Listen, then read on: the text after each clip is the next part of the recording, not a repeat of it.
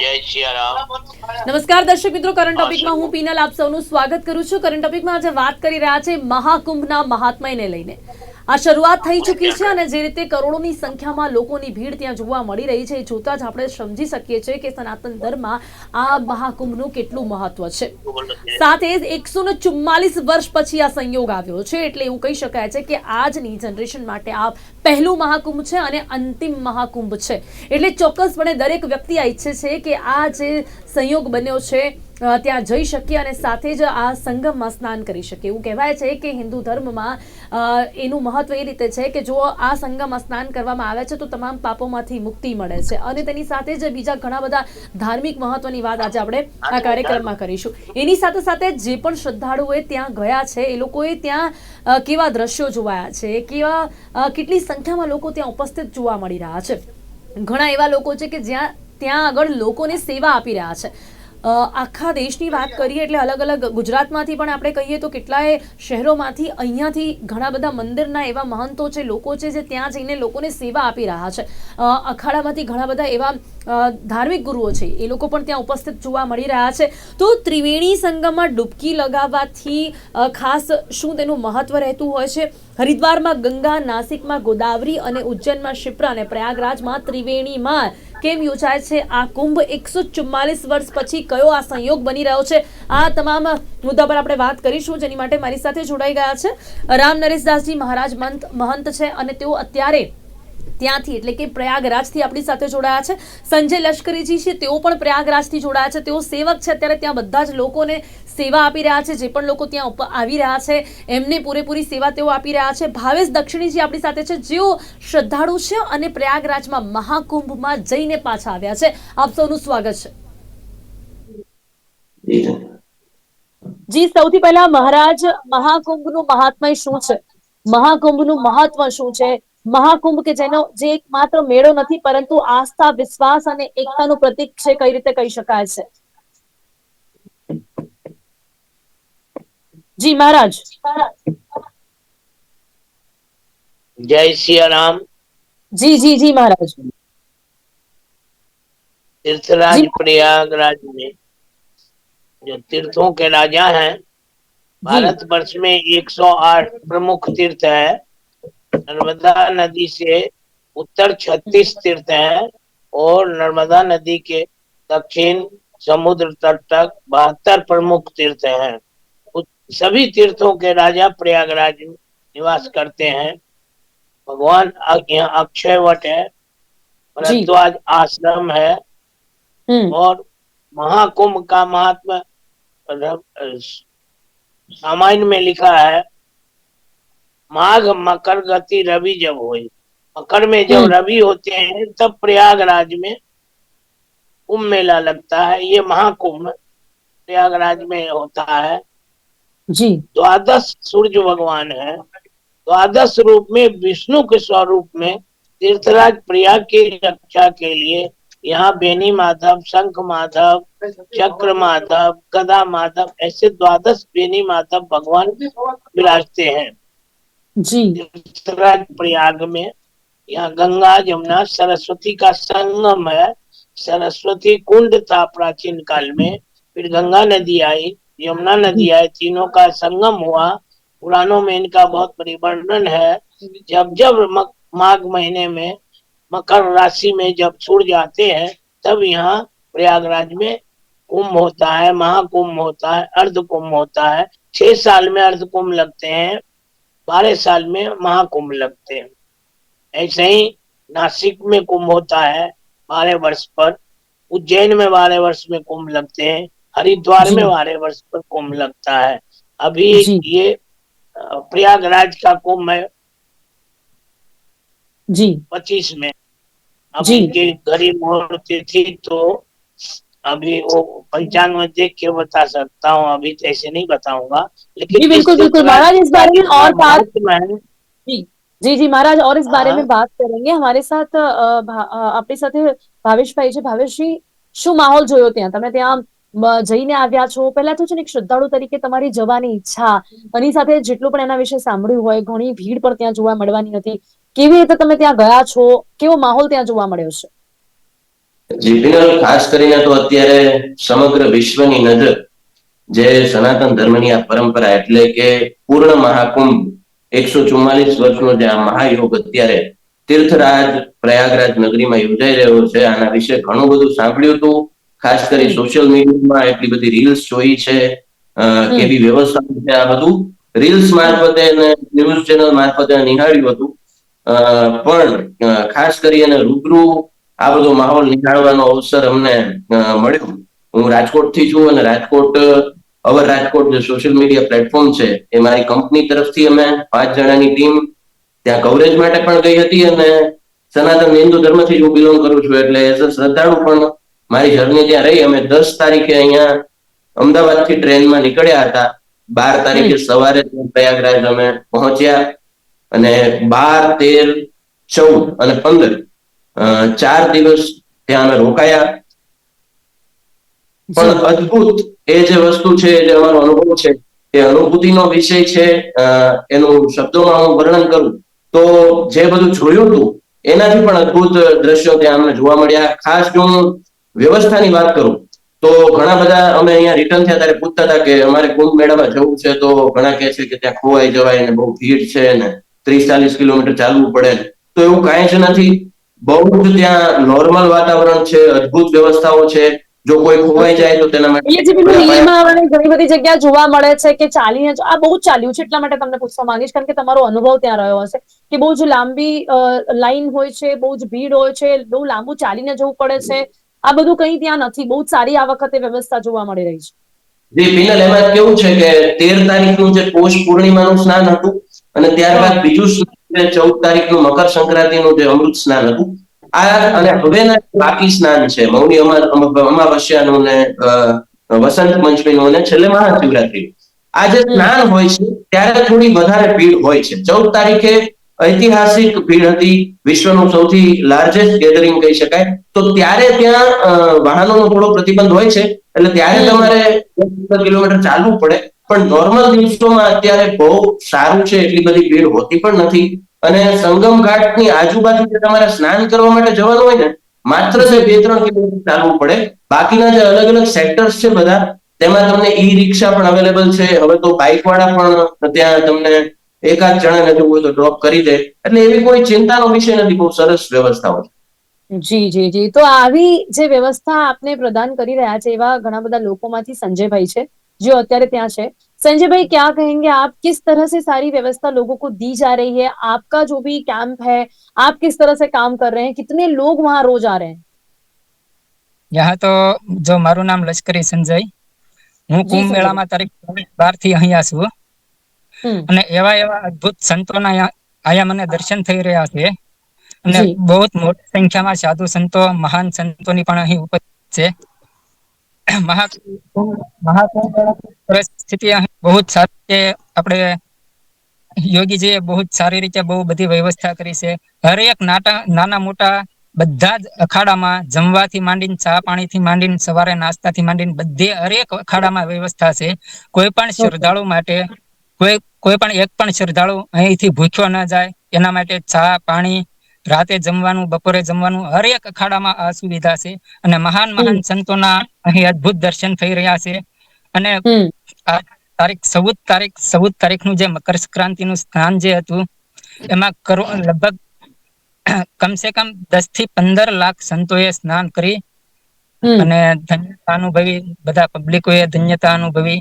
અને અનેક અખાડાની અંદર જેવા કે આપણે રામાયણના કોઈ પ્રસંગો, કોઈ મહાભારતના પ્રસંગો, એવા હરેક પ્રસંગો અખાડાની અંદર અત્યારે ભજવાઈ રહ્યા છે. અને બહુ સારી રીતે સંતો બધા કામ કરી રહ્યા છે. યોગીની પણ સરકાર બહુ સારી રીતે કામ કરી રહી છે. અહીંયા બધા હરેક નાકે અહીંયા ત્યાં બધે પોલીસ વાળાની કામગીરી, સફાઈ કર્મીની કામગીરી બધાની બહુ સારી રીતે કામગીરી કરી રહ્યા છે. અને અમુક સંજય ભાઈ, આપ લોકો કેવી રીતે વ્યવસ્થા આપી રહ્યા છો? લોકો આપનું જે કેમ્પ છે એના વિશે પણ જાણવા માંગીશ. ક્યાંથી કેવી રીતે આપ લોકોને સંપર્ક કરી શકાય છે? કેવી રીતે? ઘણા બધા લોકો છે ને એમને ત્યાં વિશે કોઈ જાણકારી નથી હોતી. આપ લોકો કેવી રીતે તમને મદદરૂપ થઈ રહ્યા છો? અમારે અમદાવાદ થી પરમ પૂજ્ય મહામંડલેશ્વર મહાન શ્રી મોહનદાસજી મહારાજનો અખાડો છે અમારે અહીંયા કુંભ મેળામાં. હમ, પંચ રામાનંદી ખાખી અખાડો. અહીંયા રેગ્યુલર સવારે ચા નાસ્તો આપવામાં આવે છે, બપોરે જમણવાર અને રાતે બંને ટાઈમ ભંડારા થાય છે. કમસે કમ 4,000 થી 5,000 માણસોના ભંડારા થાય રેગ્યુલર માટે, બપોરે પણ અને સાંજે પણ. અને સવારે જે શ્રદ્ધાળુ આવે છે ને એમને સવારે ચા પાણી ને નાસ્તાની વ્યવસ્થા છે અમારે. અને કોઈ જી શ્રદ્ધાળુ એવા હોય કે જેમને રહેવા હમ, કરવાની સગવડતા ન હોય તો यहाँ અમારે પરમ પૂજ્ય મોહનદાસજી મહારાજ રહેવા માટેની પણ સગવડતા આપે છે. જી બિલકુલ અને બિલકુલ બિલકુલ. ઓકે મહારાજ રામ નરેશદાસજી મહારાજ, ખાસ કરીને આપણે ફરી एक वक्त धार्मिक महत्व की जो बात करिए तो कुंभ के कितने प्रकार होते हैं और उनका महत्व क्या होता है, और इसी के साथ जो भी लोग ये देश विदेश से आके यहाँ पर स्नान कर रहे हैं, कहा जाता है कि हमारे पुराणों में लिखा है कि यहाँ पर स्नान करने से ये सारे पापों से मुक्ति मिल जाती है, मोक्ष की प्राप्ति होती है। जानना चाहेंगे कि और हमारे धार्मिक इस स्नान का धार्मिक महत्व और क्या है?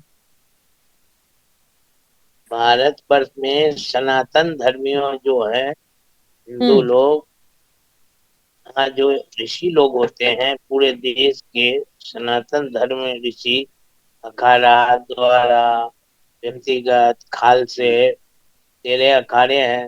इसी अखाड़े के अंतर्गत खालसे होते हैं जी। लाखों के तादाद में संत आते हैं, गुफा से कंदरा से तप ध्यान ज्ञान सत्संग करते हैं।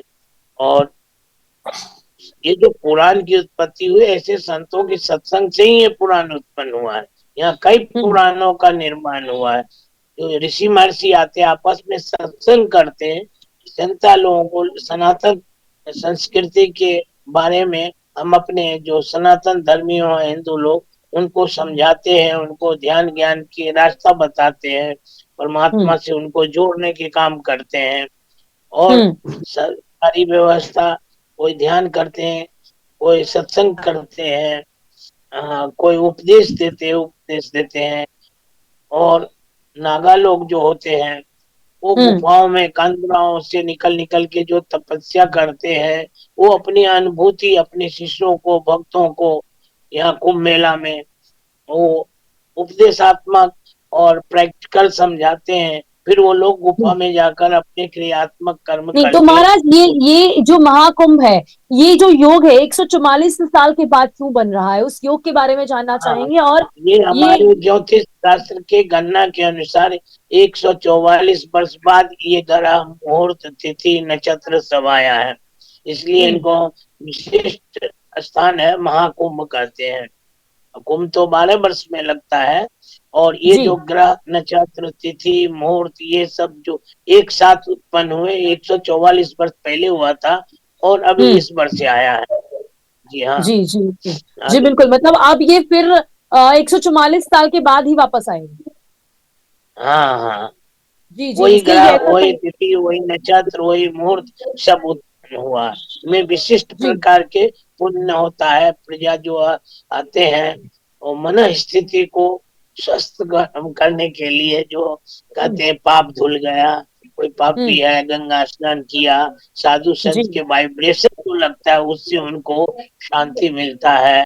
जी बिल्कुल बिल्कुल। શું આપને પણ એવું ફીલ થયું ભાવેશભાઈ, તમે ત્યાં જઈને આવ્યા, આવો અનુભવ થયો તમને પણ કે પેલું આપણે જે સ્નાન કરીને ત્યારબાદ જે એક અંતરાત્માની જે શાંતિ મળે એ અનુભવ તમને થયો ભાવિકભાઈ?